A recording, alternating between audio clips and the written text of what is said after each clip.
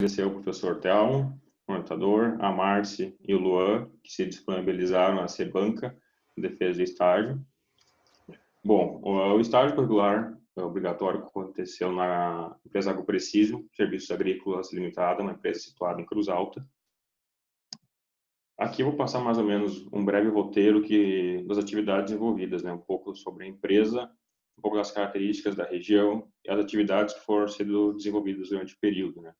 Tendo as coletas de solo, as confecções e prescrições dos mapas, as correções em taxa variável que é feita, as participações em dias de campo, um pouco da sobriedade experimental que a empresa possui, onde foi feito os testes, os monitoramentos de lavoura, relatos dos casos de sucesso que tiveram esse ano que se passou e um pouco as considerações finais. Bom, a AgroPreciso. Poderia compartilhar a tua tela? Obrigado. Não está sendo compartilhada? Aqui está. Não está mudando? Para mim aqui está tranquilo. Professor, ok, hein? Bom, a empresa ela foi fundada por um egresso da Universidade Federal de Santa Maria, o Rodrigo Rubem Rossato. Ela se completa 15 anos no ano de hoje. Ela atua em todo o território rio-grandense, né? Possui aproximadamente 20 colaboradores fixos, né? Dentre eles agrônomos, técnicos agrícolas, que são o pessoal responsável pelas coletas a campo, pessoal contábil e administrativo, né? A empresa, ela também sempre tem a intenção de buscar soluções qualificadas, né, inteligentes e sustentáveis para sempre ter o retorno econômico para o produtor, né, através de uma agricultura inteligente. A cidade de Cruz Alta está em destaque em azul ali no mapa, né, ela está na mesma região do noroeste do Rio Grande do Sul, possui aproximadamente 63.515 habitantes e 136 mil hectares de área de extensão territorial, né? Característica da equipe Gergen, ela é um CFA subtropical úmido, então tem as 4 estações bem definidas, com as chuvas distribuídas ao longo do ano, né? Características essa classificação. Aqui um pouco da situação da Cruz Alta, né? Em vermelho ali é a parte da área urbana, e aqui predominantemente que é um lotossolo vermelho, né? Toda praticamente 91% da extensão territorial da Cruz Alta. E uma mancha de tossolo bruno, que é essa mancha aqui que vem mais para o lado de Tupã-Seretã e um pouco assalto do Jacuí, né? Que é uma área mais manchada, assim, que diferencia. Ele tem uma textura mais serosa em relação ao lotossolo, né? Bom, não tinha como eu fazer uma apresentação no estágio de uma safra 19-20 sem falar da temperatura e chuva, né? Foi o que mais foi comentado, o que mais foi falado em todo o Rio Grande do Sul, vamos dizer assim, né? Então, na função de 1º de novembro até 5 de abril ali, choveu aproximadamente 340 milímetros, né? Se nós pensarmos, então, que uma soja, para definir o potencial dela, necessita 800 milímetros, nós estamos realmente muito abaixo, menos da metade, né? Então, realmente foi uma situação muito atípica, que levou os produtores a realmente serem técnicos, aos engenheiros agrônomos realmente pensarem realmente em manejos eficientes, né? Se nós estratificarmos esse volume, na primeira quinzena de janeiro, aproximadamente 100 milímetros de chuva. Então, aqui dá para se dizer que quase a maioria, 100% da totalidade das áreas de soja, estavam em período vegetativo ainda, né? Mas se nós irmos um pouco mais para frente, depois da segunda quinzena de janeiro até meados de fevereiro, né, então aquela soja de novembro, aquela soja que foi plantada ali em meados de setembro, outubro, em final de outubro, ela está entrando em florescimento, né? Então algumas outras vão estar estágio de canivete. Então no período realmente onde a soja estava definindo o potencial, estava precisando de água, não choveu, né? Que teve obviamente 30 dias de estiagem, isso na região de Cruz Alta. Teve lugares mais próximos a Salto do Jacuí e Jacuizinho, que foi relatos que ficaram 40 dias sem um pingo d'água, né? Então situação muito mais extremas. como se não fosse o bastante, né, esses 30 dias de estiagem, temperaturas extremamente elevadas, né, segundo o IMET, aproximadamente 35 graus, em alguns lugares até mais. Então, se nós pensarmos a condição ideal para a soja expressar o seu potencial em torno de 25 graus, realmente tem condições muito bem mais críticas, muito mais estressantes para a planta, né? Além de se faltar água, muito quente. Então, principalmente aquela soja, tipo, produtores que faziam manejo de irrigar a soja de noite, mas às 4, 9 horas da manhã, em torno de 30 graus. Então, aquela soja que a gente cozinhou, né? Por isso a questão das sementes verdes esse ano. Né? Bom, aqui um pouco das atividades que foram feitas, né? Que foi aproveitar todo o ciclo da uma agricultura de precisão, né? Então, acompanhei a parte das coletas de amostra de solo. Né? Essas amostras são coletadas por quadriciclos com brocas automáticas, né? Que são essa broca que foi taxada a foto. Ela baixa e tem um delimitador, geralmente é trabalhado com profundidade de 0 a 20 centímetros, a não ser que o produtor queira realmente uma quantidade 0 a 15, por exemplo, é mexido, mas de padrão se trabalha com 0 a 20. Então, nesse copo, essa broca, ela gira no sentido anti-horário, que ela tem um nylon do lado dela. Então, ela gira uma rotação delimitada, que não vai perder solo, né? E também as condições de coletas, elas são respeitadas devido à umidade do solo. Não é coletado solo quando tem, por exemplo, um dia como hoje, choveu muito, o solo está encharcado, então não é feito coleta, né? Aqui realmente foi feita a coleta 0 a 20, então é delimitado pelo amostrador. Depois, antes de começar fazer as coletas e as subamostras, as 10 subamostras, é feito uma metragem realmente se o equipamento está bem calibrado ou não está bem calibrado. Aí é feito os pontos principais do grid e as 10 subamostras em volta. Após isso, ela é levada para os laboratórios de confiança. Quando volta às análises, vai para o setor inteligente da empresa, onde é feito as prescrições dos mapas, né? É usado um programa igual o que o projeto tem, que é o SMS, né? Então, é feito as prescrições a partir disso. Essa é uma área deste ano, né? Uma área que aqui realmente mostra como que é a fácil interpretação dos mapas, né? Então, aqui o total da área, né? Em torno de 82 hectares. Essa é uma prescrição de calcário. Essa prescrição aqui já é corrigida para calcário com PRT 75%, né? Então já vem pronto, realmente, claro. Se o produtor quer usar um outro tipo de calcário, quer usar um filler, quer usar um calcítico, quer usar um óxido, ele só passa essa informação para a empresa e é gerado realmente um outro mapa em função daquele PRT, em função daquele nutriente que ele quer usar, né? Aqui no mapa, essa área esquerda, que é onde é que está manchado, é uma área realmente, uma situação onde está mais declivosa, onde ocorreu água. Então, foi aplicado outros anos de ocorreu água, é bem característico de foi tudo embora, né? Então, ele passa um total de produto, então, 101 toneladas, então, o produtor que faz as amostragens agora consegue se organizar em comprar esse calcário mais barato, ali por dezembro, realmente cai um pouco os preços, já planeja, né, o seu custo de aplicação um pouquinho antes, então facilita a questão até do custo da lavoura, né?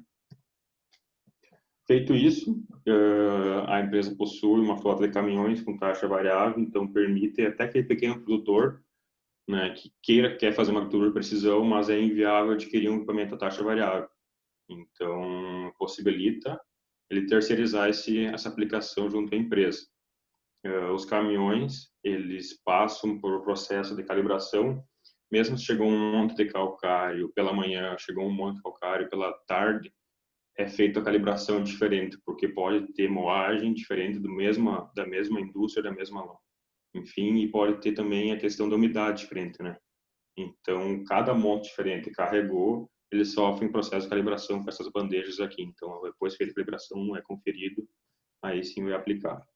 Isso acontece bastante, assim, em vários produtores pequenos, assim, vamos dizer, até menos assim, caras que fazem agricultura de precisão, que eles realmente falam que eles precisam fazer sair soja da lavoura, que eles não têm condições de comprar mais áreas, né? Então precisa ser muito rentável, muito criterioso essa parte. Então realmente nesses casos que é feito. Tem pessoas que é maiores que não querem se envolver com a aplicação, né? Então faz essa terceirização.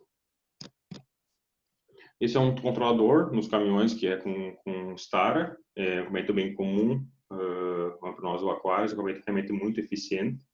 Então, aqui no centro da tela gira mais ou menos a dosagem que está caindo, em torno de 2 toneladas.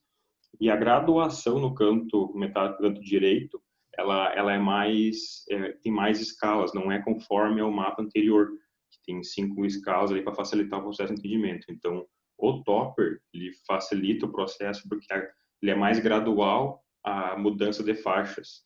Se tiver uma mancha que vai cair 3 toneladas para a D1, ele vai mudando mais gradualmente até atingir a dose certa. Então, dá tempo lá das peneiras, da esteira carregar com calcário e aplicar de forma mais eficiente. Né?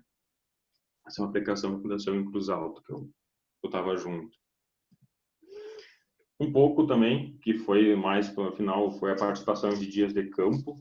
Né? Essa aconteceu em Jari, dia 10 de março, no qual foi conversado um pouco com os produtores que estavam ali sobre os policultivos da planta de cobertura, né? Os benefícios que esses podem trazer para o sistema. Então, aqui nós estávamos conversando sobre os policultivos da Raix, né? Que existem vários policultivos, seja ele pré-trigo, pré-soja, pré-milho, e o tempo que essa área vai ficar com esse policultivo. Então, tem mix de, seja de 90 dias até de 160 dias, né? Com as plantas que preferirem. Então, foi comentado essa questão de ter várias plantas ciclando nutrientes, né? Então, tá ocupando diferentes profundidades do solo, eles vão se nascer de forma diferente. Então, também, realmente, nesse ano, realmente, depois eu vou comentar um pouquinho melhor a importância que teve essas plantas, principalmente esse ano, né? Aqui foi a 9ª noite de campo da Sementes Aurora, é um evento bem famoso na região, né? Realmente tinha bastante público. E como a Sementes Aurora é parceira da AgroPrecision para fazer as correções, ficou-nos de responsável em fazer 3 distintos manejos justamente por planos de cobertura, né? Bem à esquerda, a primeira placa é com braquiária, todas foram semeadas no mesmo dia, né? É com braquiária rusiensis, ao centro é um mix de capim-sudão, trigo morisco e nabo forrageiro, e bem à direita, na terceira placa, milheto, né? Então, o que foi a intenção aqui? É realmente mostrar como essas plantas se comportaram no ambiente, né? Foi feito de uma forma bem rústica, assim, vamos dizer, não é o trabalho que a gente faz no laboratório de mensurar a dimensão da raiz, é realmente só mostrar o comportamento dessas raízes para o público, né?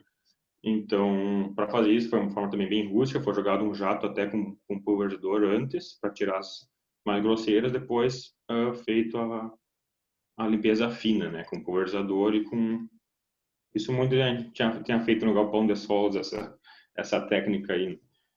Então, realmente é para mostrar, realmente não mensurar as diferenças, realmente é só para mostrar para o público o comportamento dessas raízes, né. Aqui um pouco da braquiária, do capim-sudão com trigo morisco e o nabo forrageiro, todas as 3 com uma massa bem interessante de raízes e com milheto. E todas, assim, não isso é realmente bem só no visual, né? Mas todas dessas 3 desceram e povoaram camadas abaixo de 1 metro de profundidade, né? Isso, esse manejo foi feito nessa área experimental, né? Então, hoje, a empresa está indo para o 3º ano de dados nessa área experimental. É uma parceria ali com a Sementes Aurora, onde é que é testado essas 111 parcelas, referente a tudo, a adubação, a fertilizantes, a corretivos, o que vinha a interessar nesse meio, né? Tem testado o dobro da dose, no sulco, alanço, enfim, diferentes alternativas, realmente para passar para o produtor depois um viés mais técnico, né? Então, não é testado, não é no boca a boca, assim, realmente se foi feito no fulano, deu certo, não. Realmente é testado entre essas parcelas, entre as parcelas, é colhido com uma máquina a campo, uma John Deere 1550, então é mensurado a questão de verde na plataforma, de bolha no molinete, realmente que acontece no campo, e dentre as parcelas de repetições é colhido normal com uma máquina de parcela, né? Então, é colhido, é tirado repetições, o saco é seco, feito a correção seco, e depois é pesado, né? Como eu comentei, essa área está indo para o terceiro ano agora.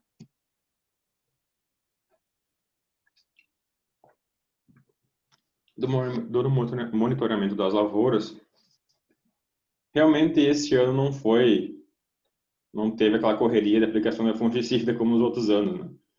Então, quando a gente foi fazer avaliações em alguns clientes, esta é uma área em Tupaciretã, bem na divisa ali. Então, foi feito panos de batida nessa soja, estava entrando em florescimento, de PR1. Então, foi feito o monitoramento de panos de batida e mensurado possíveis pragas, né? Então, realmente que não foi esse ano, que foi bem corriqueiro em vários produtores, acredito quase em totalidade no Rio Grande do Sul, que deixaram de fazer a aplicação de fungicida, né? Então, tem muito produtor que devolveu a quarta, seja aplicação de fungicida, realmente por não teve necessidade, né? Então, um ambiente muito quente, que não teve pressão também de doenças, né? Bom, então um pouco agora dos relatos, né, do que não vamos falar só coisa ruim, né? Teve coisa boa realmente este ano que vale a pena e que é o que tem que filtrar. Realmente vale a pena ver o que não os lados ruins, mas também filtrar o que realmente deu certo, né? Esse eu tô conterrâneo aí, Márcio, deve conhecer o Mardônio Ferigolo, né? Ele é de Pinhal. Essa área que nós acompanhamos é em Toropi. Essa soja, inclusive para a gente é um bem de sequeiro, né? Nós estávamos buscando para fazer análise e no que estava vindo estava meio firme. Eu até comentei quando eu estava jogando com o agrônomo responsável, falei, peraí, eu vou pegar o canivete, né? Que isso aí tá mais profundo. A gente foi buscando, até um pouco ali, uns 5 centímetros, ela quebrou. Nós não conseguimos tirar toda essa raiz para fora. Esse é um bem de sequeiro, né? Então, ver que a soja forcejou para buscar umidade, para buscar água, em um solo totalmente corrigido, sem problemas em profundidade. O Mardônio, ele faz o cultivo, ele planta fósforo no inverno, então ele tira um pouco da carga no verão, ele faz só um pouco ali depois do cloreto a lanço. Então ele tem um ambiente propício para as raízes se desenvolverem, né? Que esse foi um cultivo sequeiro. E o interessante é que essa área, ano passado, recebeu milho. Então ele leva sempre um terço da área dele, sempre com milho para fazer a rotação, né? Essa é uma foto bem interessante que aconteceu em Boa Vista do Cadeado, no Braulio Casarim, que marcou realmente muito este ano, né? Dá para ver bem nitidamente na metade da foto onde é que caiu as últimas gotas, o balanço do pivô, né? Então ali onde está mais verde, onde é que está uma soja que não passou por tanto estresse, ela segurou mais as folhas, ela ficou mais tempo no vegetativo. E, consequentemente, essas folhas depois encheram melhor os grãos. E a soja em condição estressante, mesmo a baixada, ela não recebia água, então ela já estava senescendo, então a planta já entendeu que ela estava sob uma condição de estresse, né? Então ela precisa perpetuar estresse. Então já encurtou o ciclo, era diferença gritante de planta nesse mesmo ambiente, só por causa da água, né? Nesta área, né, do Braulio Casarim, da Boa Vista do Cadeado, ele tinha centeio no inverno, né? Então, foi é uma planta assim que eu particularmente gosto dela. Tem umas certas limitações depois, mas pensando no sistema, ela possui uma alta relação CN, né? Então, ela possui uma decomposição lenta. Ela possui anéis fenólicos, né, uma lignina, então que só certos micro-organismos conseguem decompor essa palha dela, então justifica ela ficar mais tempo no sistema, né? Ela fica mais tempo, fica secando, então ela mantém aquele solo, um colchão, o solo fica com temperatura mais amena, né? E consequentemente ela fica ciclando, vai realmente manter esse solo numa condição mais ideal para as plantas, né? Bom, desses casos, né, o que ficou evidente nesses cenários, né? O que dentro dos casos que eu estou citando, do Mardoni quanto do Braulio, o que vale a pena, o que dá para filtrar e tirar como lição disso, né? Que os dois produtores são produtores de ponta, né? Não é querer enaltecer, mas realmente em anos estressantes, né? Como foi esse de 9/20, com toda a questão da temperatura, toda a questão da falta d'água, ambos tiveram sucesso nas colheitas, né? Ali do Braulio, que eu acompanhei um pouco mais, e ele colheu 72 sacos de sequeiro e quase 100 no pivô. Então, realmente, para o ano, dá para dizer, esse cara tá falando, não, mas eu tenho até foto no meu celular do monitor dele depois que não pesou, sabe? Então, vale a pena realmente filtrar e tirar como lição isso, né? Mas não adianta nós ter o capricho e não saber o que fazer. Nós precisamos ter conhecimento para saber o que fazer, né? Não vamos atrás da conversa de fulano, desse ciclano. Nós precisamos ter conhecimento para saber que aquilo tem fundamento, aquilo não tem fundamento, aquilo é rentável, aquilo não é rentável. Não tem como nós não falar de conhecimento sem falar da famosa frase do nosso amigo Dirceu, né? Que é a produtividade é conhecimento do lado por hectare. Então, neste ano, realmente, os produtores que tiveram êxito em suas colheitas, com toda essa questão, são produtores que buscam conhecimento, que testam a sua propriedade e fazem a diferença. Então, o que a gente pode concluir realmente em questão a isso, né? Então, somente um solo quimicamente equilibrado, fisicamente estruturado e biologicamente ativo é capaz de dar suporte necessário para as plantas expressarem seu o melhor potencial, né? Mesmo nessas condições estressantes, mesmo nessas condições de ano. Então, para a planta, claro, tem questão toda a genética da planta, mas se ela não tiver um ambiente favorável, ela não vai desenvolver. Então, que é o que mais é interessante, que a planta tem que estar num ambiente favorável para ela. E este ano realmente separou os profissionais dos amadores, né? E um pouco dessa vivência do estágio, né? E essa conversa com técnicos, com produtores, em dias de campo, é interessante, sabe? Porque os produtores, eles te veem como um agrônomo, né? Tu não é tá em formação de estágio, tu é o estagiário. Eles estão ali para te tirar dúvidas, vão te botar na prensa se for preciso. Então isso é legal, sabe? Porque desafia. Muitas vezes que eu saía com os agrônomos da empresa, eu voltava no final da tarde para estudar, sabe? Porque tu desafia, tu fica assim, realmente, o que eu fiz nesses 5 anos, sabe? Então, ter desafia, tá sempre buscando, tá sempre atualizando. Isso que eu realmente achei bem interessante da vivência, sabe?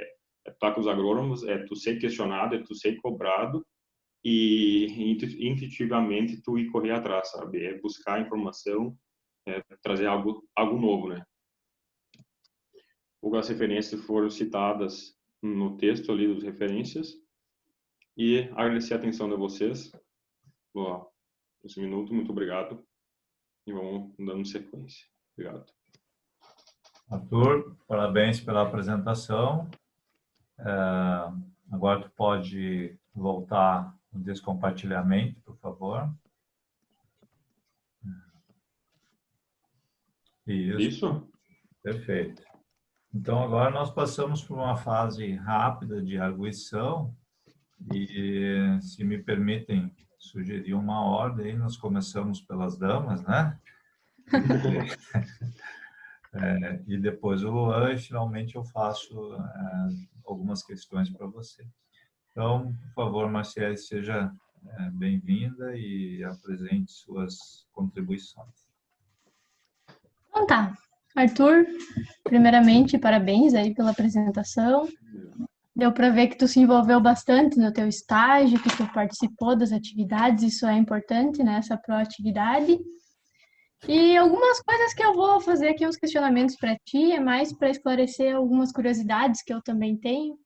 Não só nessa empresa, na Agro Precision, como em outras também. Uhum. E algumas coisas para eu entender melhor. Então, primeiro eu queria fazer um questionamento mais agronômico para ti. Tu falou que a Agro Precision trabalha com alguns agricultores de ponta que sabem o que fazer, que tem conhecimento, capricho, enfim. Se tu fosse um produtor O que que tu faria para ter aquilo que tu falou ali? Um solo quimicamente equilibrado, fisicamente estruturado e biologicamente ativo. O que que tu faria? Qual era o manejo que tu acha que é ideal para isso aí? Assim, Márcio, boa pergunta. Assim, o que ficou muito evidente para mim, ao menos este ano, vendo lavouras de tudo que é tipo, eu vi cada lavoura que eu tirei foto ali que nunca vi soja da menos de um palmo, sabe? Realmente situações extremamente diferentes dessas que eu mostrei para vocês. Então, assim, o que que eu posso dizer se eu fosse um produtor de ponta, né? Ia buscar muita, muita palhada, sabe, rotação, não poupar em palhada, porque os produtores que estavam tendo resultados bons todos eles tinham em comum essa questão de rotação em palhada. Então, é uma das coisas que eu não abri a mão. Uma questão de rotação com milho, aquela área do Mardônio ali, pensar de sequeiro, realmente um pouco explica, realmente não é o ponto principal, mas assim, com certeza um pouco explica DT milho, no agricultor de assessor faz a rotação com a gramínea, né?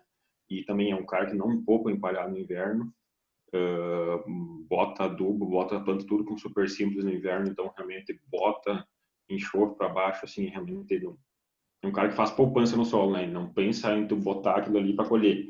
Ele vê o solo como uma poupança, vê o solo como uma reserva. Então, eu acho que isso, assim, Márcio, rotação, palhada e tá buscando sempre novidades, sabe? Hoje a gente tem muito pensar a quantidade de Atualizar, né? cultivar. É questão até de cultivar de soja, assim, sabe? 1 milhão, hoje tu vai atrás de vendedor, assim, tu fica louco, né? Então, realmente, tem que ter uma noção, tem que ter um conhecimento também crítico, né? Para saber o que que é bom, o que que não é bom, o que que é balela, o que que é... Realmente, até porque tem produtos muito bons no mercado, só que também não são os mais rentáveis, né? Então, tem que estar sempre por dentro, sempre buscando... hoje, as margens da lavoura são muito pequenas para estar tudo no achismo, tudo muito no escuro, assim. Então, eu acho basicamente isso, assim. Já passou essa fase, né, da gente É. atochar produtor aí, né? Deixa eu ver, outra dúvida que eu tinha também, Arthur. Tu falou que a empresa tinha os caminhões lá equipados com um pneu lá chamado alto-flutuante, Uhum. que para não compactar, ou na verdade compactar menos. A AgroPrecision presta algum tipo de serviço com relação à compactação? Eles fazem mapas de compactação, algo da parte física ou é só mais parte química mesmo? Sim, Marci, é feito também um mapeamento de compactação do solo. É usado um equipamento da Falker, igual o nosso do nosso Aquários, que ele é acoplado do outro lado do quadriciclo. Né? Do lado esquerdo tem a broca, do lado direito é feita uma estrutura pro solo Troiker, é o penetrômetro da Falker, né? Então é o mesmo processo, né, do que o nosso. Ele desce a haste até 40 centímetros do solo. A cada centímetro que ele aprofunda, ele faz essa mensuração da resistência, né? Tanto em kPa quanto em megapascal, gigapascal. Então, depois disso, toda a descida dessa haste, ela é georreferenciada e é feito os pontos de grid de 1 hectare. E com as mesmas 10 subamostras, como se fosse feita uma coleta de solo, né? Porque a gente sabe que a compactação geralmente tem uma área de manobra, uma reboleira, então é feito grid realmente pequeno para nós ter mensuração. Já que a gente comentou, aconteceu durante o estágio um produtor que queria fazer escarificação em toda a área. Era uma área de 55 hectares. E daí foi falado para ele, vamos fazer realmente, vamos mensurar isso. Porque se nós pensar o gasto que tem e toda a questão de tu virar a terra hoje em dia, né, quase um crime, a questão da matéria orgânica e tudo mais, tem um trator hoje gastando 35 litros de óleo diesel por hora para puxar uma haste, né? Então, realmente, e desses 55 hectares, apenas 0,8 tinham mais que 3 kPa, realmente, né? Então, uma área que ele, obviamente, você pagou o serviço, né? E realmente é menos uma mancha, uma área de manobra, onde é que ele descarregava os caminhões, que realmente precisava de um rompimento mecânico, né? O resto do manejo dessa área dele toda foi feita com questão de plantas de cobertura. Isso aí. Arthur, esses mapas que a empresa aí que tu falou que o suporte inteligente fazia, tu chegou a acompanhar essa produção de mapas, depois o cálculo de doses, enfim, tu chegou a participar ou é algo mais computacional?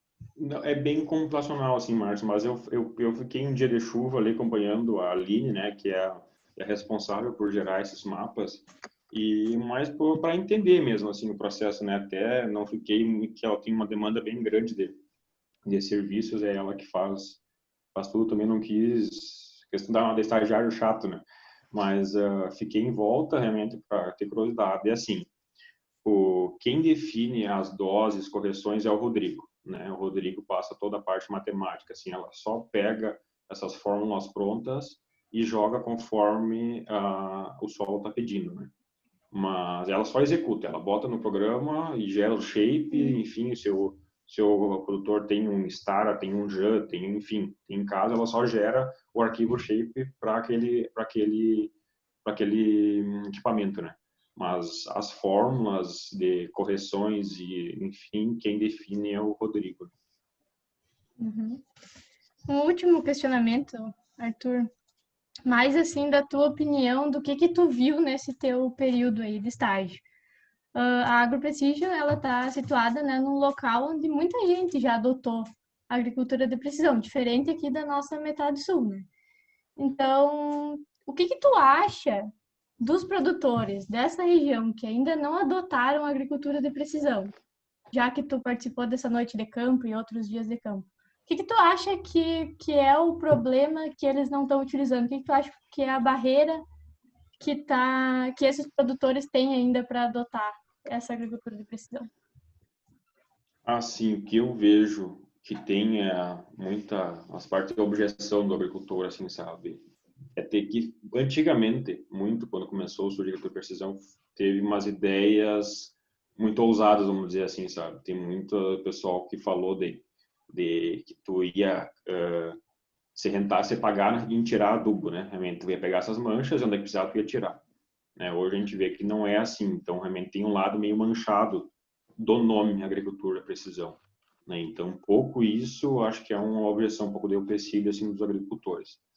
Mas fora isso, geralmente, assim, Márcio, quem testa não abandona, sabe? Quem faz um teste realmente faz, não volta atrás. Geralmente quer fazer uma área a mais, quer fazer, porque realmente vê fundamento, né? Geralmente, principalmente em anos como esse, né? Infelizmente, em anos desse que resultado é a diferença, né? Ano chuvoso, a chuva era muito erro. Então, talvez aquele produtor de cerca que é como, eu boto muito menos, eu gasto muito menos, colher minhas coisas que tu. Né? Então isso a gente é muito escutado, mas realmente este ano tu realmente separa o torno dos terneiros, né?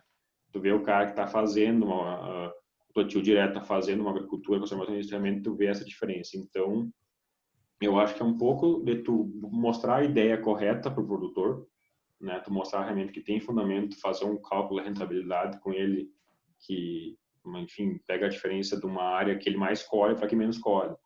E tu vê essa diferença em sacos, realmente você paga um custo, alguma coisa, e realmente testar, né? Não adianta se nós ficar só no bate-papo, assim, só na promessa, a coisa não vai para frente. Então, realmente tem que botar no campo, tem que rodar e ver se tem fundamento, e é basicamente isso, é menos ter até a oportunidade de testar novas tecnologias, né? Então tá, Arthur, da minha parte era isso aí. Então, mais uma vez, parabenizar aí pela tua apresentação. A gente que te conhece sabe que tu é uma pessoa proativa, que está sempre ajudando. A gente tem certeza que tu vai ser um ótimo profissional. E é isso aí. Estamos sempre abertos também para tirar dúvidas aí, mesmo depois, na estrada. E, mais uma vez, parabéns. Muito obrigado, Márcio. Eu agradeço. Obrigado, Márcio. Ótimas questões e contribuições também. E de imediato passamos para o Luan, que está falando de Não Me Toque, da nossa... Não Me Toque, Rio Grande do Sul, capital. Capital da Agricultura 4.0. É isso aí. Até feriado temos agora, hein? Ah, é? É um feriado municipal em homenagem? É, exatamente. Primeiro dia da feira é feriado municipal. Ah, que maravilha. Perfeito. Esperamos estar juntos aí para comemorar. É. Não, show de bola. Partindo para minha parte aqui, novamente, Arthur, parabéns. Você fez um estágio muito bom. A gente tinha conversas periódicas durante o teu período, de março a maio, que foi o período do teu estágio aí. Tu sempre colocava o que tu passou durante o teu dia, quais foram algumas aprendizagens, algumas algumas coisas que precisavam ser feitas durante esse período aí, que eram um pouco mais complicadas assim, mas a gente viu que tu se esforçou bastante durante esse período aí. Eu tenho algumas questões aqui, Arthur, mais para a gente refletir do que propriamente uma questão de pergunta e resposta aqui. Mas tu falou ali sobre as questões dos níveis tecnológicos das diferentes propriedades que variaram a produtividade, principalmente nesse ano. Tu citou ali para a Márcia, foi uma das questões da Márcia, eu gostaria de complementar um pouco para a gente discutir um pouco mais.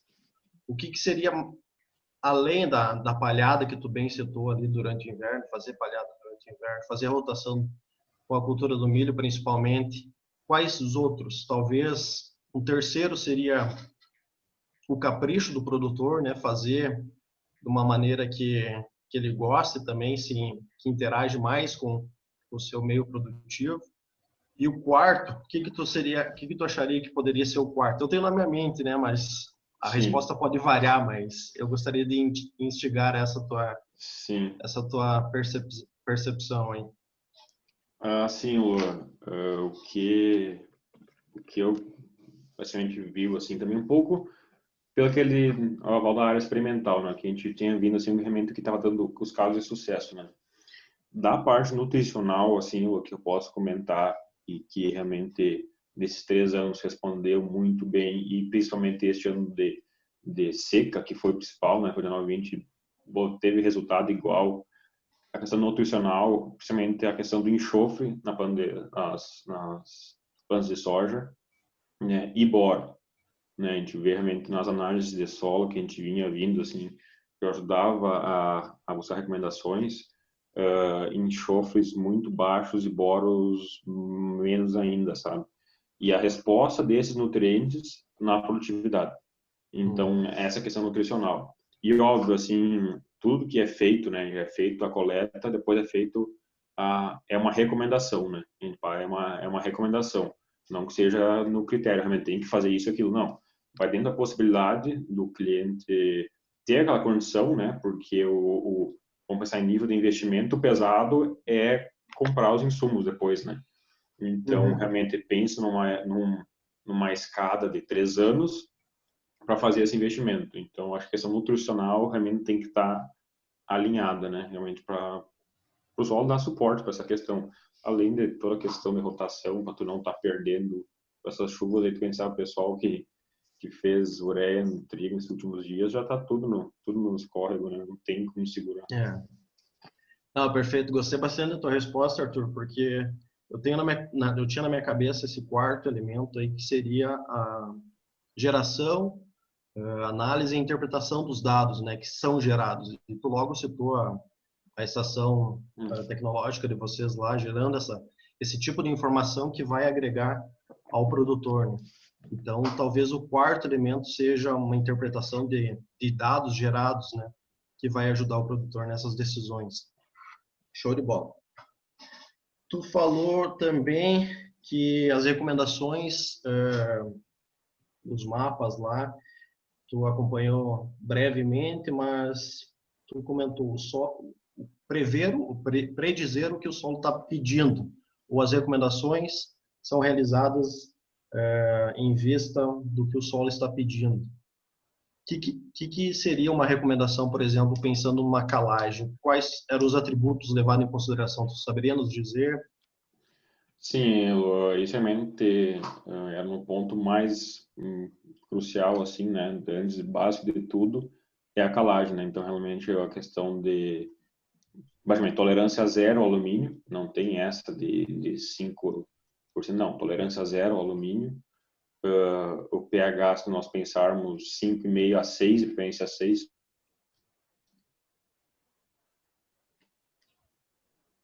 por ambientes um pouquinho mais elevados, então pH ideal realmente em torno de 6. E a questão, assim, o que era muito discutido, tem muito produto novo chegando nessa parte corretiva. Então, seguido era nos questionado a questão dos óxidos, né? Realmente, a questão do calcítico, o dolomítico, realmente era muito criterioso, realmente varia muito com a propriedade. Por exemplo, se, por exemplo, foi feita a análise da área, né? Se 50% da área tivesse que mais de 20% de magnésio na CTC, era recomendado calcítico, né? E isso eram casos bem particulares, realmente, que o pessoal nunca usou algum tipo de gesso, nunca usou o calcítico, anos e anos de dolomítico, né? Então, eram alguns casos bem... Saturação de bases, então, era levada em consideração também? Sim, sim, saturação de bases, questão do alumínio e o pH, né? Então, mas essa é mais era um ajuste fino, assim, sabe? A questão Sim. mais de nós levantar esse pH para não ter... E brevemente, a recomendação de fósforo e potássio era baseado em rolas, exportação, manutenção? Brevemente. Assim, a primeira recomendação de fósforo e potássio era a questão do solo, né? Então, realmente, para tu elevar esses níveis altos no solo. Depois dessa primeira recomendação, onde foi feita novamente uma amostra, aí sim, se nós pensarmos na teoria que daí tinha aquela questão de perda no solo, uns 20% de perda, vamos dizer assim, depois mais a tua exportação. Mas nesse primeiro momento, quando era feitas as análises, era realmente só para manter os níveis altos no solo. Até por questão de investimento, para não ser tão pesado, né? E também questão de manejo, né? Para tu aplicar também em quantidades muito altas de uma vez só, né? Uhum. Agora, uma mais básica. Dentro do Aquarius, a gente conseguiu participar de algumas coletas junto, Arthur. Análise de solos, a gente coletava com a pá, né? Geralmente com a cavadeira lá, fazia as medições.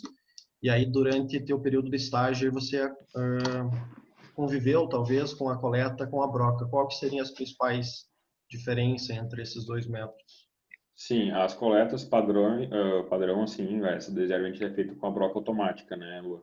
Claro, tem casos, tem produtores que, geralmente sementeiros, que gostam da estratificada, né? Daí é feita a questão coleta com a broca, depois estratifica manualmente.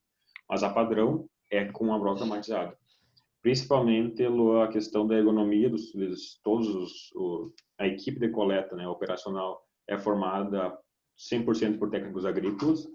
E também a questão da ergonomia, realmente eles estão num quadriciclo, né? Não numa moto, como eu acho que talvez nós e talvez a outra uma base, eu acho, AgroPrecision, que faz com quadriciclo, então a questão da ergonomia, né? E pensar, né? Tu livra o erro humano, né, Lu? Realmente tu pensar num solo, no janeiro, coletando abaixo de sol, das 8 da manhã às 8, a gente já fez muitas coletas exaustantes no campo, sabe como é que é, e sabe que não é um padrão, então, precisamente por isso, não vem dizer que de manhã o cara faz uma coisa, de noite o cara tá louco para ir embora, louco para tomar um banho, não é a mesma coisa, então, é realmente para padronizá-lo, realmente essa que eu vejo, assim, realmente padronizar, fazer sempre o mesmo padrão, seguir um padrão e realmente passar isso para o produtor, sabe, saber realmente que não é feito de qualquer jeito, que a gente também ter a questão ali que o Rodrigo comenta muito, a questão da área experimental, que tem um custo gigantesco para a empresa trabalhar com laboratórios de ponta, se a coleta são feitas de qualquer jeito, né? Então, realmente, é uma construção, além de quer vender uma ideia para o cara colher mais, quer fazer crescer, se não estão fazendo tudo de qualquer jeito. Realmente, então, é uma preocupação em fazer o processo com qualidade, né? Então, principalmente por isso. Até para fazer escala, né? Conseguir fazer essas coletas em escala. E que não necessita do operador descer do quadriciclo, né? Realmente ele acha o ponto do GPS, ele dá realmente no grid ali que o cliente escolheu, daí eles só apertam, uma broca hidráulica, ele aperta um botão, ela desce na profundidade, coleta, faz as 10 subamostras no raio e depois compõe a amostra. Então, uma vez que ele sai do quadriciclo, é para pegar no saquinho, botar o número da amostra, grampear e deu. Né? Então, é a mínima interferência humana nesse, para minimizar erro. Sim. Uma antepenúltima pergunta aí. Tu falou sobre o estudo de caso, sobre resistência à penetração e compactação, se eu preciso escarificar ou não. Aí tu falou que, eu não me lembro qual área que era, mas uma área menor dentro desse talhão, que realmente necessitaria fazer essa escarificação. Aí tu citou que a compactação, ou melhor, a escarificação nessa área, então, obviamente tem o gasto de combustível para realizar essa operação, um segundo elemento estaria sendo a diminuição da matéria orgânica, né, devido a essa, principalmente a matéria orgânica nas camadas onde ocorre, então, a escarificação em si. Talvez, o que seria o terceiro elemento, onde que tu está escarificando numa área, dentro de um talhão, escarificando homogeneamente essa área, não levando em consideração essa variabilidade intrínseca que tem nessa área, o que poderia estar acontecendo também, além desses dois outros aspectos, que é gastando combustível à toa e diminuindo a matéria orgânica ou diminuindo outros elementos também. Tem também a questão de toda a perda de nutriente, né? Tu pensar a questão da matéria orgânica, obviamente, tu vai estar mexendo, tu vai estar expondo, e outros casos também, tu vai estar, claro, cada caso é um caso, mas pensando, tu está trazendo até materiais, ou talvez até um alumínio para a superfície, dependendo do jeito que tu vai escarificar, né? Tem cada coisa a campo que o cara ficar até surpresa, né? Então, mas eu acho que realmente mais as perdas que tu vai ter, né? A questão de pegar realmente uma época de chuvarada como essa, toda a tua nata do solo, em relação a nutrientes, no caso enxofre, por exemplo, que eu comentei que teve respostas muito interessantes nesse ano, com certeza ele é mandado embora, né? O próprio boro também, né? Ele virar ácido bórico no solo e não tem quem segure, né? Beleza. Essa talvez seja a quarta mesmo, mas tem mais um ainda, que tu dá uma dica. Lembra da lagoa, experimento nosso da lagoa. Experimento que eu quero escutar, na verdade. Pensando agora no experimento nossa lagoa. O que ocasionou na zona de baixo, na zona de médio, com os claro. escarificação, policultivo. Aí que tá, realmente. Então, naquela zona de alta, né? Então, onde não tinha necessidade de fazer escarificação de feita, tem decréscimo de produtividade. Então, né? Realmente, nas zonas de baixa e média teve uma resposta, mas na zona de alta realmente está perdendo produtividade, por não ser realmente aquele fator importante, né? Então, quando vê o cara tem uma baita de uma área construída, ele acha realmente que o problema é a escarificação, ele se atraca a virar a terra que nem o louco, a meter grade, realmente está destruindo todo o potencial construído há quantos anos, né? Sim, essa é a questão que eu queria chegar aí, essas decisões a partir de dados, né, o data driving. Imaginou tu chegar para o operador da máquina falar que aquele pedaço lá não precisa escarificar, pode ir mais cedo para casa. Na sexta-feira.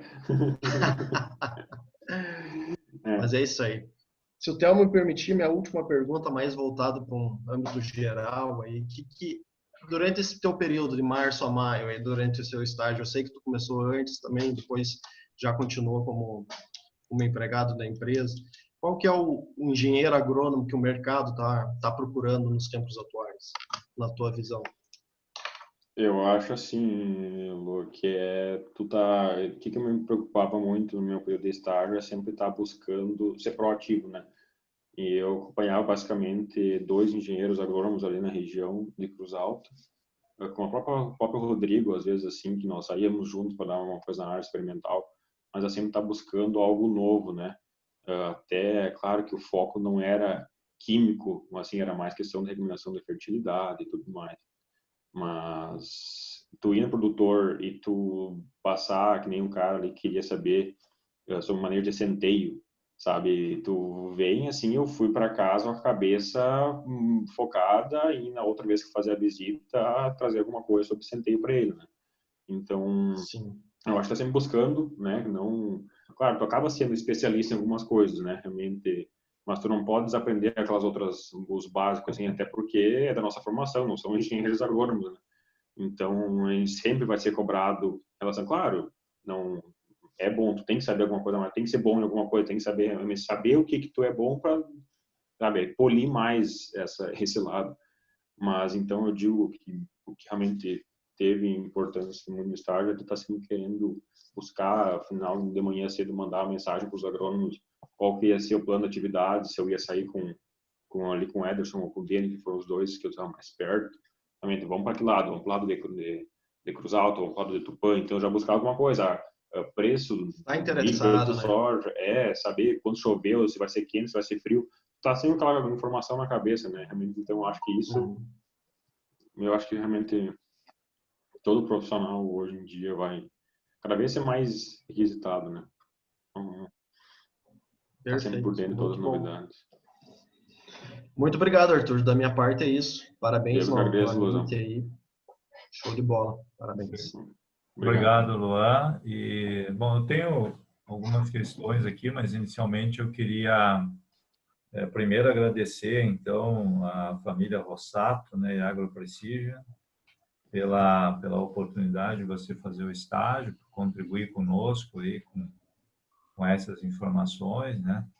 E agora aprender que eles vão te abrigar também por um tempo aí, isso também é muito confortador, né? A gente saber que vocês vão se colocando no mercado de trabalho e, mais do que isso, dando continuidade àquilo que você estava fazendo dentro da universidade, só que agora, né, com um nível de responsabilidade e de cobrança maior, né? Com certeza. Bom, eu queria então, apresentando aqui a parte de raízes, eu queria explorar um pouco essa parte de raízes, né? Eu fiquei bem impressionado com a imagem que você mostrou aqui para nós do dia de campo na Sementes Aurora. Uhum. E eu queria compartilhar essa imagem com vocês aí. Deixa eu... Essa imagem aqui, né? Tá compartilhada? Não. Tava e eu saiu. Tá agora? Isso. Agora sim. Uhum. Tá, isso. E você tem 3 situações aqui, né? A braquiária, que é uma situação bem parecida com o sistema Santa Fé. Você tem o capim-sudão. E a terceira situação ali, qual é? É milheto. Milheto. Então, milheto que é muito utilizado no Centro-Oeste. Com relação ao sistema radicular aqui, eu fiquei bem impressionado com... Aqui nós temos a da braquiária, né? Braquiária. E aqui do Sudão, né? Uhum. Eu fiquei impressionado porque tem muitas raízes aí a 40, 50 centímetros. Tu poderia falar um pouquinho sobre o sistema radicular dessas 3 situações aí e o benefício que isso pode trazer? Uhum. Assim, professor, das 3, as fotos, eu agora pequei em não botar mais cal do lado, né? Até no dia ali eu poderia ter tirado essa foto antes, que essa foto eu tirei quando estava fazendo a limpeza, né? Mas das 3, né? Tanto da macriária com o milheto, que eu capim-sudão, trigo morisco e nabo, e a outra é só milheto. Dessas 3 situações, as 3 foram encontradas raízes abaixo de 1 metro, né? Essa trincheira ele tem exatamente 1 metro de profundidade. Claro, é algo bem visual, né? Não foi mensurado, questão de diâmetro, enfim, massa, mas assim, todas elas povoaram camadas profundas, né? Então fizeram uma boa massa, ao menos visualmente, boa massa de raízes e consequentemente, né, professor, pensar neste ano que foi, tu ter essas raízes em profundidade que vão morrer depois, vão deixar esses bioporos, né? Vão deixar essas galerias para futuramente vir a cultura de soja, que for o milho, e povoar essas camadas mais profundas, buscando umidade, buscando nutrientes, obviamente vai ter resultado essa produção, seja de óleo de soja, seja de milho, né? Então, tu promover, tu preparar o teu solo nesse período para a cultura principal de verão, foi um dos manejos que mais me chamou a atenção, que mais tiveram resultado neste ano, né? Então, ter raízes profundas, seja mais de 1 metro, com, obviamente, umidade e uma boa palhada em cima do solo, realmente segura a temperatura, segura a umidade e vai expressar em potencial dessa soja depois, né? Esses bioporos todos. Perfeito. E essas culturas, elas têm aqui uma capacidade de explorar uma camada aqui que está abaixo dos 20 centímetros, né? Que é uma camada que tem pouca influência das ações antrópicas, né? E é muito importante que a gente tenha raízes para ciclar nutrientes e formar esses bioporos contínuos aí, né? Então, que bom que vocês reportaram isso. E no caso do milheto e do capim-sudão, eles podem preencher um vazio aí, né? uma janela no sistema produtivo. Poderia falar como é que seria essa janela aí que seria preenchida? Eu gostei muito desse manejo até sobre a questão do vigor dessas plantas, né? Elas têm um vigor muito interessante, e a questão da palhada que elas deixam nesse período outonal ali, no caso, né? Elas têm um crescimento muito grande. Se nós pensar no milheto, ela tem possibilidade de deixar até 20 toneladas de matéria seca, né? Para cultura depois. Então, com a raiz em profundidade e tu cobrindo, fazendo um colchão de palhada no solo, esse período realmente tem o ciclo realmente além de mais ter a possibilidade de colher grãos dela, né? Um milheto, se nós pensar em uma situação, pode dar talvez 1,5 tonelada de grãos. Então tem essa possibilidade de tu tirar um proveito dela e pegar um período de vazio, tu tirar algum proveito dela e ainda questão toda a contribuição que essa planta vai deixar para o solo. Eu sou comentando um pouco da parte do trigo não, do capim-sudão, que tem nabo e trigo morisco, né? Do nabo, ele é uma planta muito vigorosa, né? Então tem realmente produtores que fazem só nabo, semeiam 22 quilos de nabo por hectare.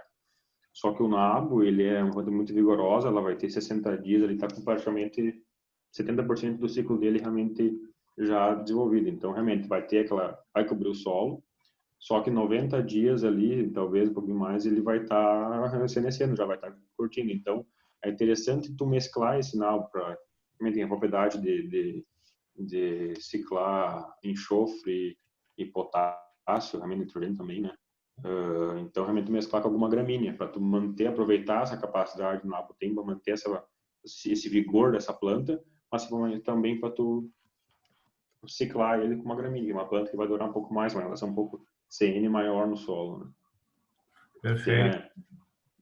Tá bom.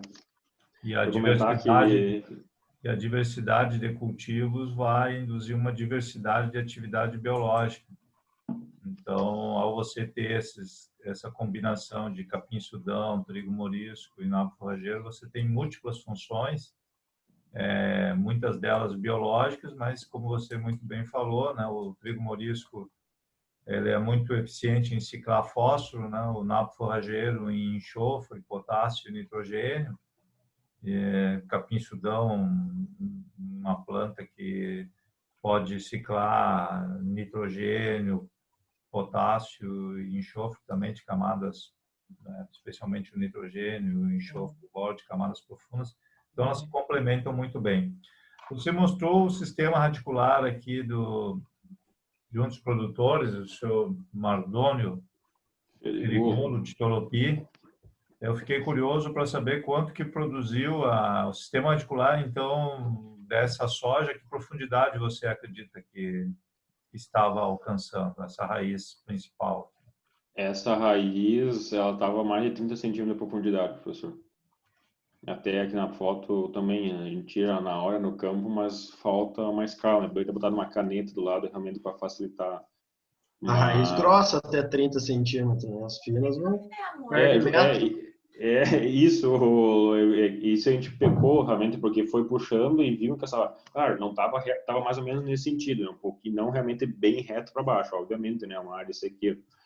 Mas muitas foram arrancadas, porque a gente realmente não tinha noção da dimensão dessa raiz. Então, depois que a gente viu que estava bem profundo, nós pegamos um canivete e fomos meio soltando o solo, realmente para não quebrar a raiz ali embaixo, onde tem os nódulos ali na parte verde da foto, quebrou em torno de uns 5 centímetros, que a gente não conseguiu puxar. O certo realmente era fazer, mas como a gente estava realmente fazendo uma avaliação a campo, e nessa área, professor, e também que eu comentei depois, eu acompanhei melhor depois a questão do Braulio Casarim, fechou mais de 70 sacos de média no ambiente de sequeiro. 70 sacos de média, e com todo esse déficit hídrico reportado, temperaturas altas, etc. Temperaturas. Nós estamos falando em mais de 4 mil quilos. Exatamente. E o quanto você atribui a esse aprofundamento do sistema radicular como nós estamos vendo a esse efeito? Eu acho que quase 100%, né? Se tu pensar na questão desse calor e umidade, essa planta transpirando toda essa questão, eu acho que realmente boa resposta. Óbvio também que nem todas as plantas dessa área, uma área, não me lembro, acho que em torno de 100 hectares esse talhão, óbvio que nem todas as plantas vão ter essa arquitetura, né? Realmente ter profundidade. Mas se uma expressou esse comportamento, realmente, então outras também podem ter expressado e que deve ter respondido também a essa produtividade, né? Então, se teve plantas que estavam transpirando um horror com temperaturas perto de 40 graus, sem chuva, realmente essa planta teve suporte de água, nutrientes em camadas mais profundas, né? E como eu havia comentado, o Mardoni, ele faz ele planta adubo no inverno, né? Ele bota de peso, tanto super simples, enfim, o que for de fósforo também, realmente para aprofundar a raiz, para não ter limitações de profundidade e para plantas expressar procurar esses ambientes mais profundos e mais úmidos, né? Perfeito. Então, a adubação do sistema é um componente importante e o outro componente é nós podemos entender um pouco melhor o ciclo da água nessa propriedade. Primeiro, ter bastante cobertura e manter macroporos para armazenar, infiltrar essa água e não deixar que ela escoe na lavoura ou seja perdida. Então, primeiro, garantir uma alta infiltração e depois aprofundar o sistema radicular para utilizar a água de camadas profundas, subsuperficiais, que até então não se tinha muita clareza sobre isso, né? Porque sempre se pensava que, bom, se o sistema radicular explorar a camada dos primeiros 20 centímetros, que é onde estão a principal quantidade de nutrientes, isso seria suficiente. Mas pensando em um sistema mais resiliente, então o aprofundamento do sistema radicular ele desempenha um papel realmente muito importante e foi importante você nos mostrar isso. Essa imagem aqui é bem interessante da questão do estresse provocando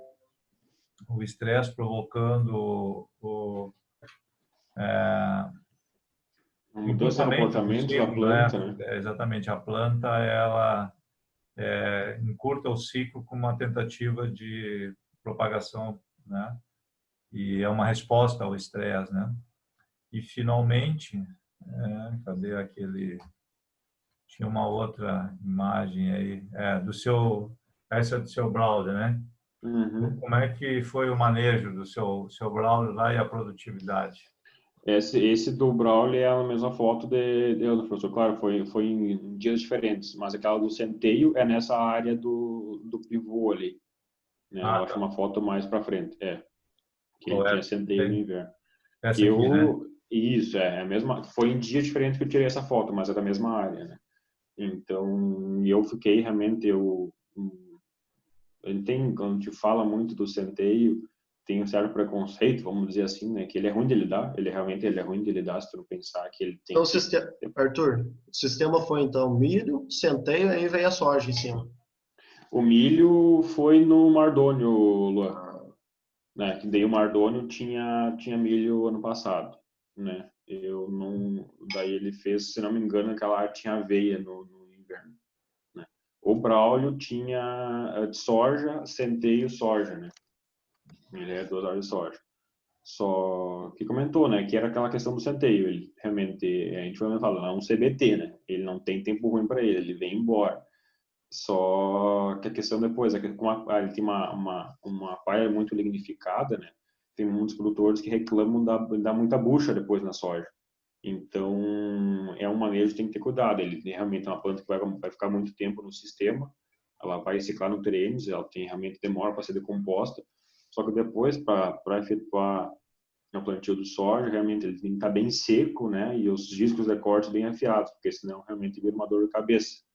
Porque ele vira uma borracha, né? Se ele é meio rúpido, ele não corta, né? Ele trabalha com disco de corte e vira uma bucha para o produtor que é tacar fogo na lavoura.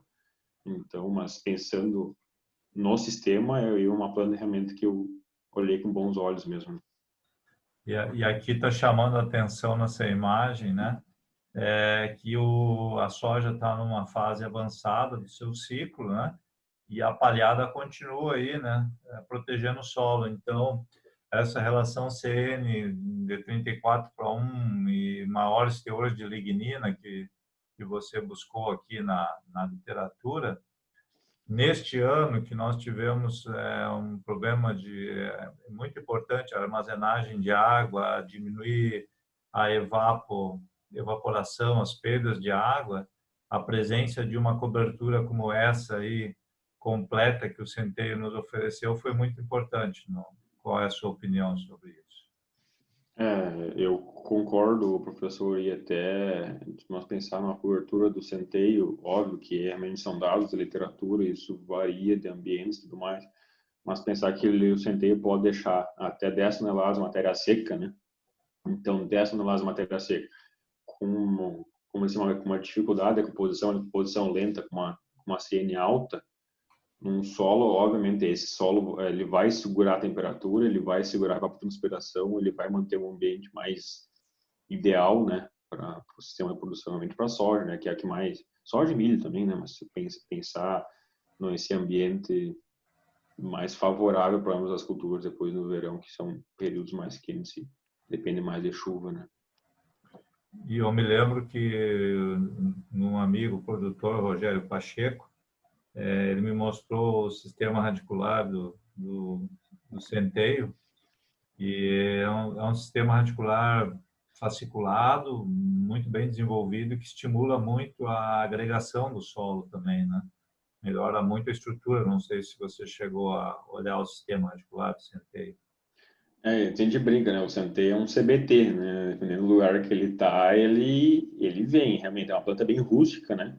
Então, tem um dos produtores que a gente conversou que estavam trocando até o trigo, questão preço e manejo, enfim, pelo Centeio.